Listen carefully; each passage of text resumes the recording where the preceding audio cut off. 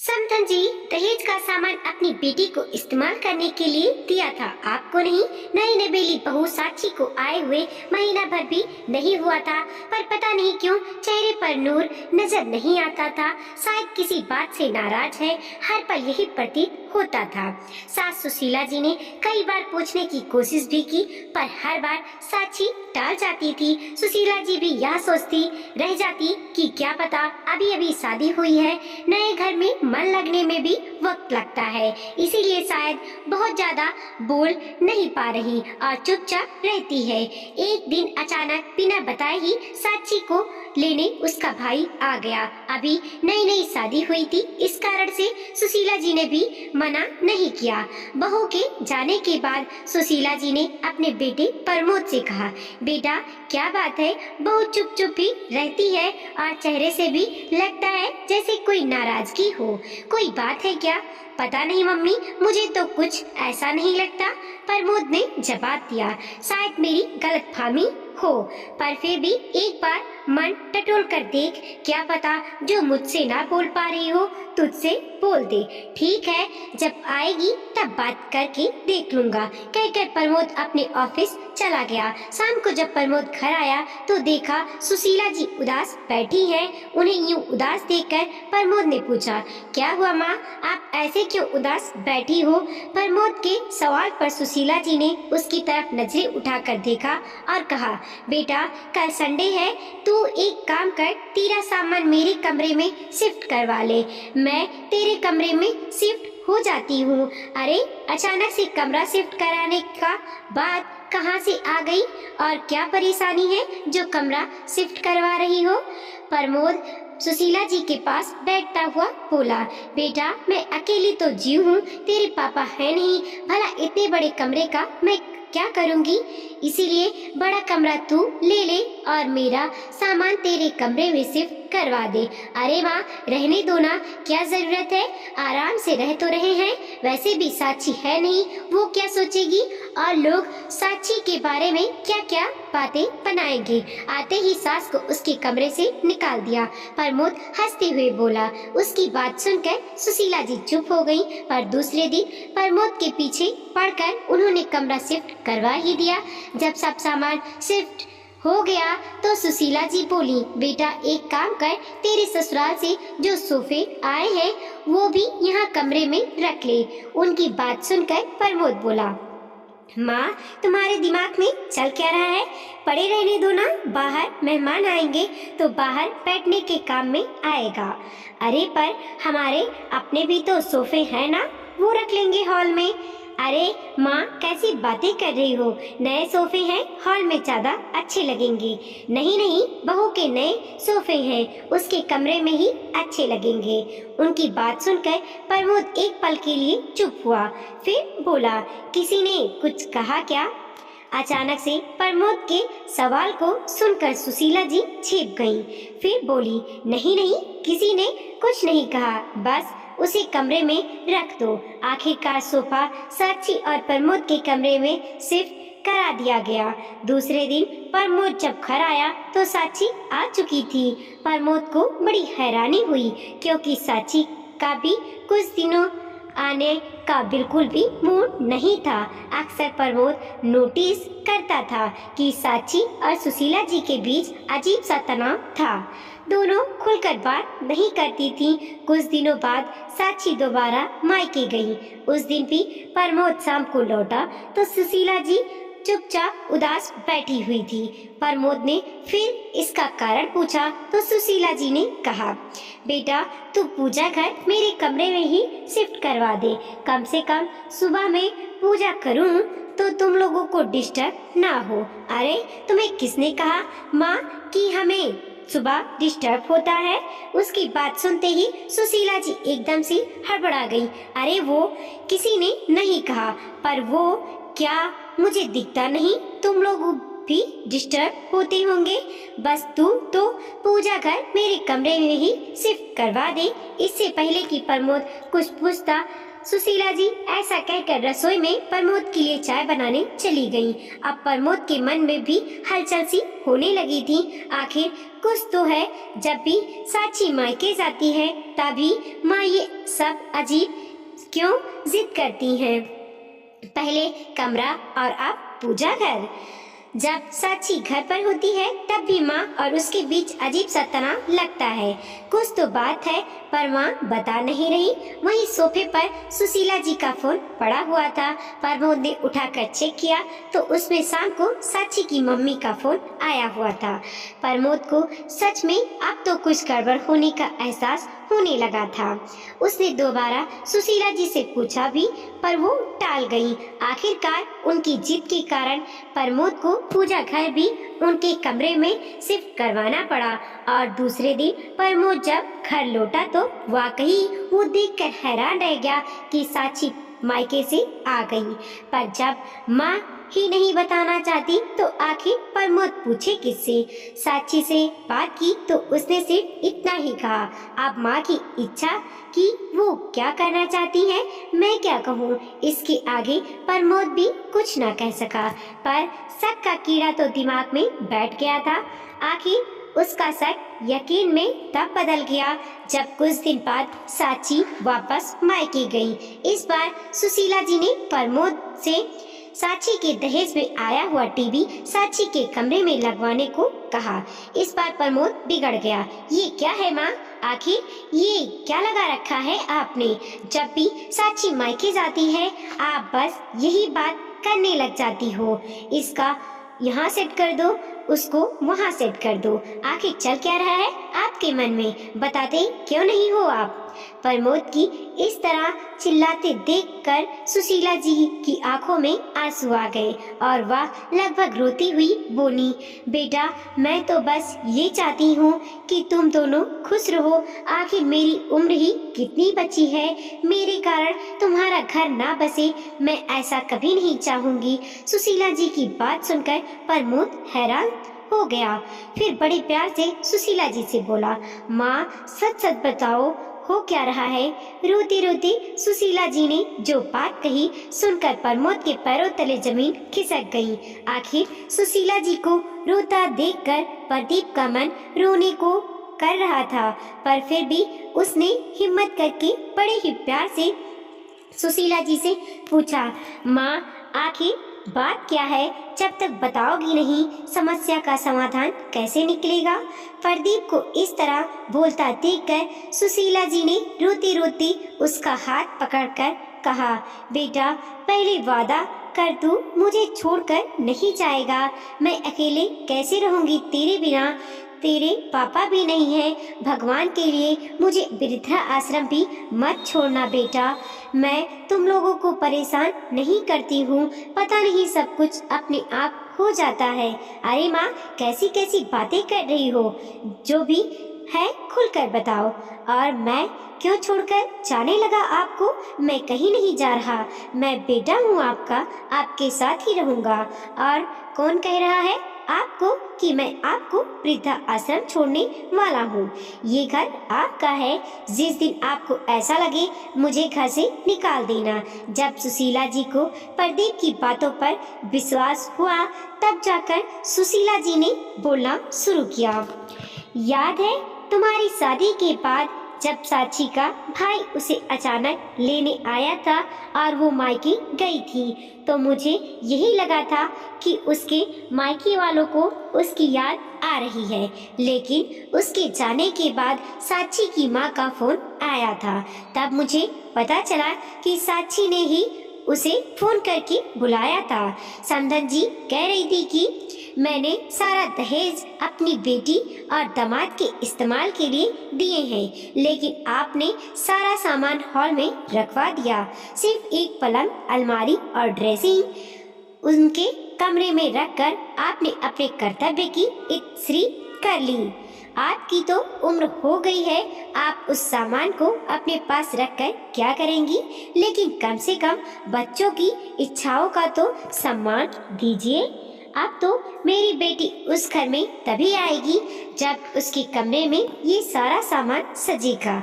अब तू ही बता बेटा कि तेरे उस छोटे से कमरे में सारा सामान कैसे आता, इसीलिए मैंने तुमसे कहा कि मेरा सामान तेरे कमरे में शिफ्ट करवा दे और तू मेरा कमरा ले ले। कम से कम बहू का दहेज का सारा सामान तो आ ही जाएगा। लेकिन जब साची दूसरी बार मायके गई तब भी मुझे यही लगा कि उसने अपने माता पिता की याद आ रही है, लेकिन यह भी मेरी गलतफहमी ही साबित हुआ। साची वहां पहुंची कि थोड़ी देर बाद में ही उसकी माँ का फोन आ गया। कहने लगी कि साची को मेरे कारण अपनी गृहस्थी बसाने में बहुत दिक्कत होती है। बेचारी उनकी बेटी कुछ कह नहीं पाती और आपका बेटा आपका लिहाज कर चाहता है। इसका मतलब यह नहीं कि आप उनका जीना दुश्वार करके रखो। आप तो सुबह सुबह अपने पूजा पाठ करने बैठ जाती हो, लेकिन मेरी बेटी की तो नींद खराब होती है। देखिए समधन जी, समझाना मेरा फर्ज है। आप तो अभी अभी नई सास बनी है, पर मुझे तो दो दो बहुएं रखने का तजुर्बा है। बाकी आपकी मर्जी। अब समधन जी ने तुम्हारा ही नाम ले लिया था तो मुझे लगा कि तुम्हारी भी इसमें रजामंदी है, इसीलिए मैंने पूजा घर भी अपने कमरे में शिफ्ट करवा लिया। लेकिन आज सिर्फ एक एलईडी के लिए उन्होंने मुझे कितना कुछ सुना दिया। कहते कहते सुशीला जी जोर जोर से रोने लगी। प्रदीप खूब देर तक माँ को चुप कराने की कोशिश करता रहा। जब वो चुप नहीं हुई तो प्रदीप उठकर रसोई में गया और पानी का गिलास भरकर ले आया और सुशीला जी को देकर चुप करवाता हुआ बोला, क्या कहा माँ उन लोगों ने? मुझे सब कुछ बताओ, मैं भी तो देखूं कौन किस हद तक जा सकता है। आखिर सुशीला जी थोड़ी तसल्ली खाकर बोली, समधन जी कह रही थी कि इस उम्र में क्या मोह माया के चक्कर में पड़े हो। मैंने एलईडी मेरी बेटी के दहेज में यह सोच कर दी थी कि मेरी बेटी दामाद एलईडी पर अपने कमरे में आराम से मूवी देखेंगे। वो लोग तो इसका कोई फायदा उठा ही नहीं पाते। आपने तो एलईडी हॉल में ही लगवा दी। मेरी बेटी दामाद के मूवी की जगह इस पर आपके सत्संग चलते हैं। आपको कुछ समझ में नहीं आता कि उनकी भी जिंदगी है। अगर पानी सर से ऊपर निकल गया तो कहीं ऐसा ना हो कि बेटा बहू आपको छोड़कर अपना बंदोबस्त कहीं और कर ले या फिर आपको वृद्धा आश्रम छोड़ाए। गलती सारी आपकी होगी, लेकिन बदलाव मेरी बेटी होगी। अब तू ही बता बेटा, मैंने उस समय भी तुझसे कितना कहा था कि एलईडी अपने कमरे में ही लगा ले, लेकिन तू ही नहीं माना। मेरी क्या गलती? अब तो जब भी समधन जी का फोन आता है या साची मायके जाती है तो मुझे घबराहट से होने लगती है कि अब क्या नया बखेड़ा होने वाला है। तेरे पापा के जाने के बाद मैंने बहुत संघर्ष करके तुझे पाला है। सारे रिश्तेदार साथ छोड़ चुके थे। सोचा था पूरी जिंदगी संघर्ष करते हुए गई। कम से कम अब तेरी शादी के बाद सुकून के तो कुछ पल जी लूंगी, पर सच कहूँ तो अब मुझे बहुत डर लगता है। कहते कहते सुशीला जी के हाथ कांपने लगे और जीभ लड़खड़ाने लगी थी। ये देखकर प्रदीप को अपनी माँ पर तरस तो आया, साची और उसकी माँ पर गुस्सा बहुत आ रहा था। क्या हालत कर दी उन लोगों ने मेरी माँ की। जैसे तैसे अपने गुस्से को कंट्रोल करते हुए प्रदीप सुशीला जी को हिम्मत देते हुए बोला, माँ आपको मुझ पर बिल्कुल भी भरोसा नहीं था क्या? आपको शुरुआत में ही मुझे सब बातें बोल देनी चाहिए थी ना, बेवजह परेशान होती रही। आप अगर शुरुआत में ही आप बोल देती तो उसका हल तभी निकल जाता। नहीं बेटा, ऐसी बात नहीं है। जिस तरह से समधन जी बातें करती थी मुझे लगता था कि शायद इसमें तेरी भी रजामंदी है। एक दो बार सोचा भी कि तुझसे पूछ लूं, फिर मुझे लगा कि सामान शिफ्ट करवाने से ही सारी समस्या का हल निकल रहा है तो गलत क्या है।